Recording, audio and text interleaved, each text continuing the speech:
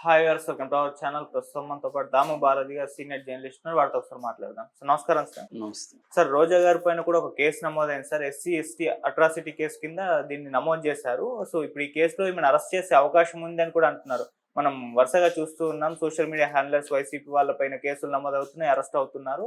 So ఇప్పుడు నేతల పైన టార్గెట్ చేసినట్టుగా కనిపిస్తుంది. మరి అందులో భాగంగా ఇప్పుడు రోజా గారి పైన కేసు నమోదైంది. ఏం జరిగే అవకాశం ఉంది? రోజా మీద మామూలుగా అంతకుముందనే ఆడుదాం ఆంధ్రాలో అవకతవకలు జరిగాయని ఒక కేసు ఉంది.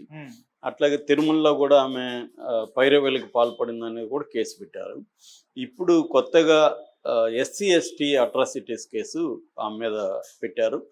అది కర్నూలులో మాదిగ దండోరా, రాయలసీమ మాదిగ దండోరా నాయకుడు అనంతరత్నం కర్నూలు 3 టౌన్ పోలీస్ స్టేషన్లో కేసు పెట్టాడు.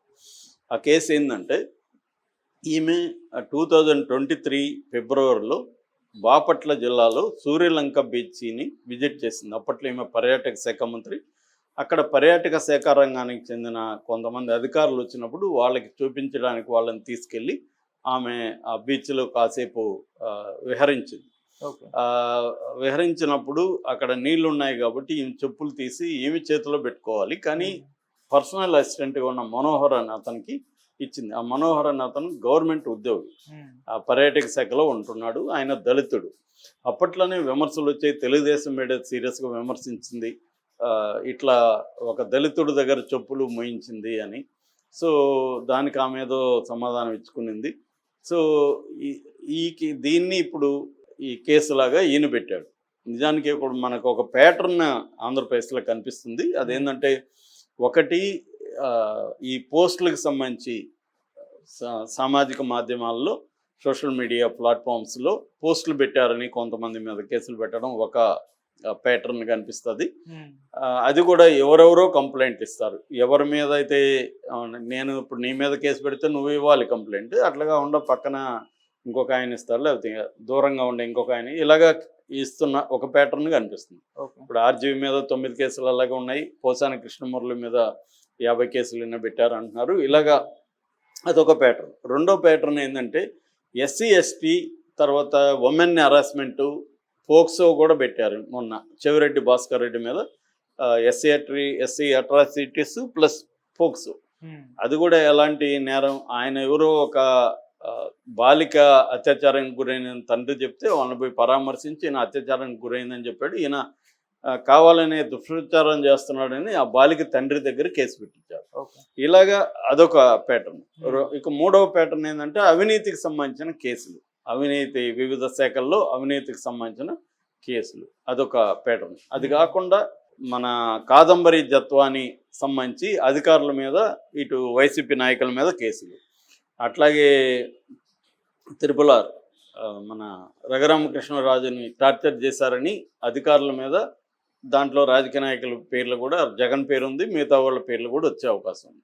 సో వైసీపీ నాయకులను, వైసీపీ సపోర్టర్స్ను, వైసీపీ తరఫున యాక్టివ్గా పార్టిసిపేట్ చేసిన వివిధ జీవితాల్లో ఉండే వివిధ రకాల వ్యక్తుల మీద టార్గెట్ చేసి కేసులు పెట్టడం అనేది మనకి ఒక ప్యాటర్న్గా వాళ్ళు చేసుకుంటూ వస్తున్నారు. ఎందుకంటే తెలుగుదేశానికి లీగల్ నెట్వర్క్లో, లీగల్ ఇన్స్టిట్యూట్స్ అంటే న్యాయస్థానాలు కావచ్చు, లీగల్ ప్రాసెసింగ్ కావచ్చు, వీటి మీద చాలా లోతైన అండర్స్టాండింగ్ ఉంది. వాళ్ళకి చాలా స్ట్రాంగ్ లీగల్ టీమ్స్ ఉంటాయి.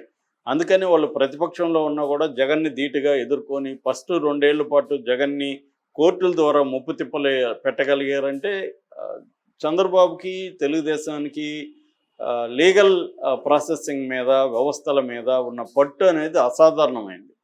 ఈ పట్టు ఒక రోజు రాలేదు. చంద్రబాబు ఒక లాంగ్ టర్మ్ విజన్లో నుంచి వచ్చిన ఇది. అంటే ఎనీ రాజకీయ నాయకుడు చంద్రబాబు నుంచి ఈ విషయాలు నేర్చుకోవాల్సిన అవసరం ఉంది. అంటే వ్యవస్థల్ని అర్థం చేసుకొని, వ్యవస్థల్ని తమకు అనుకూలంగా ఎలా వాడుకోవాలనేది చంద్రబాబు బ్రహ్మాండంగా దాంట్లో సాధించగలిగాడు. అది అందరూ అదే చేయాలనుకుంటారు.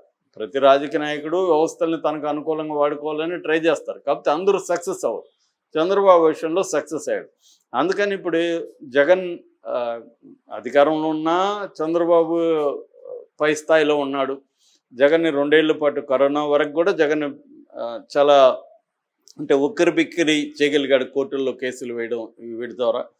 ఆ తర్వాత కూడా జగన్ ఇబ్బంది పెట్టాడు. అయితే జగన్ దాని నుంచి కొంత నేర్చుకొని చంద్రబాబు నుంచి కొంత ఇబ్బంది పెట్టగలిగాడు. దానికి ప్రధాన కారణం మోడీ జగన్కి అండగా ఉండడం. లేకపోతే జగన్ సొంతంగా ఆ స్థాయిలో చేయలేడు. సో ఉండడం వల్ల చంద్రబాబును జైలుకి పంపించే స్థాయిలో కూడా చేయగలిగాడు. సో మోడీ కానీ లేకపోతే చంద్రబాబు అన్ని రోజులు కూడా జైల్లో ఉండే ప్రసక్తి లేదు. అయినా కూడా దాని నుంచి సక్సెస్ఫుల్గా బయటపడగలిగాడు. మళ్ళీ బౌన్స్ బ్యాక్ అయ్యాడు చంద్రబాబు. బౌన్స్ బ్యాక్ అయ్యి జగన్కి ఎవరైతే సపోర్ట్ ఉన్నాడో ఆ మోడీతోనే చంద్రబాబు పొత్తు పెట్టుకొని సక్సెస్ అయ్యాడు. ఇప్పుడు చంద్రబాబు ముందున్న కర్తవ్యం ఏంటి? జగన్ని రాజకీయంగా నేలమట్టం చేయడం, రాజకీయంగా రూయిన్ చేసేయడం.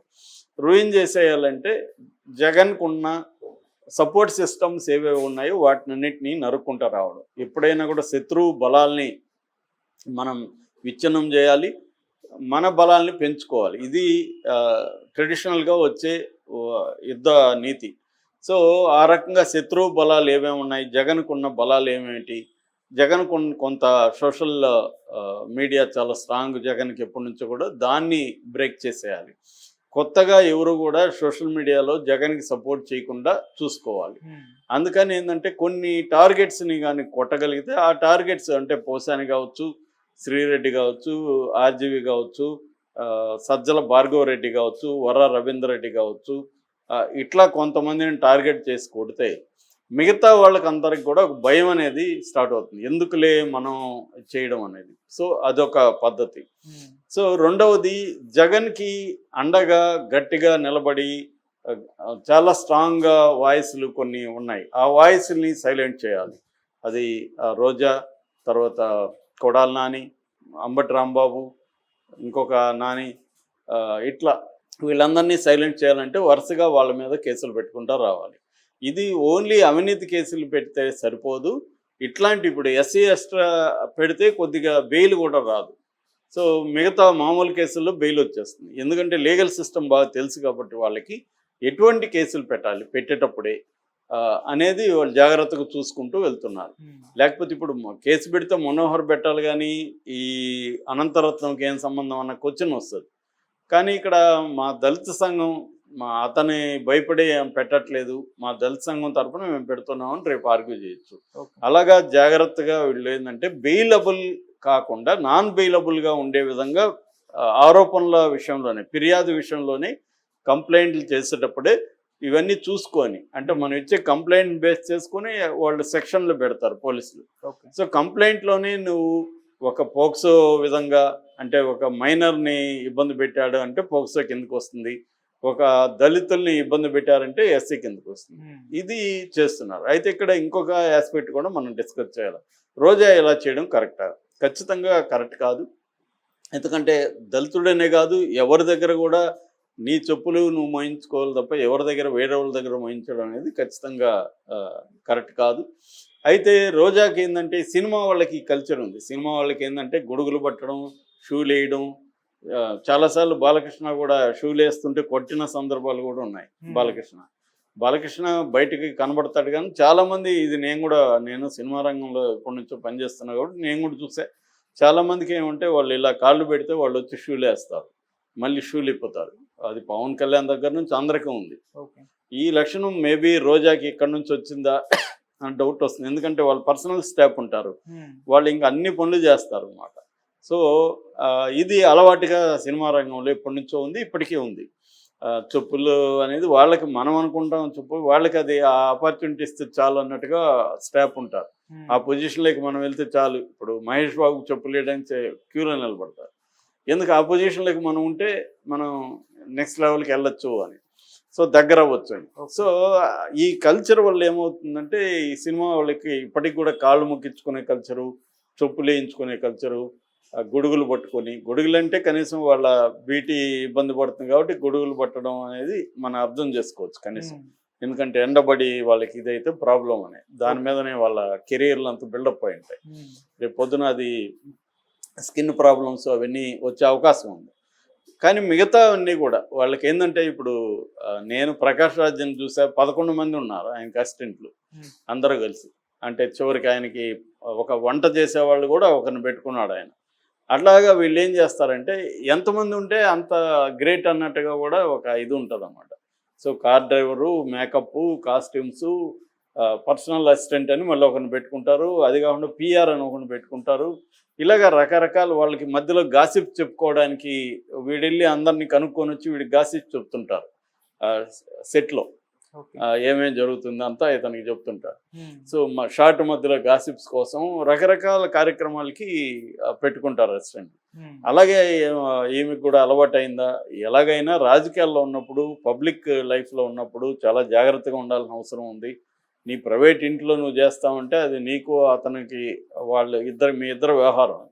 కానీ పబ్లిక్ లైఫ్లో ఉన్నప్పుడు అతను ఒక కాల్ చేసినా కూడా అతను ఎందుకు చేస్తాడు?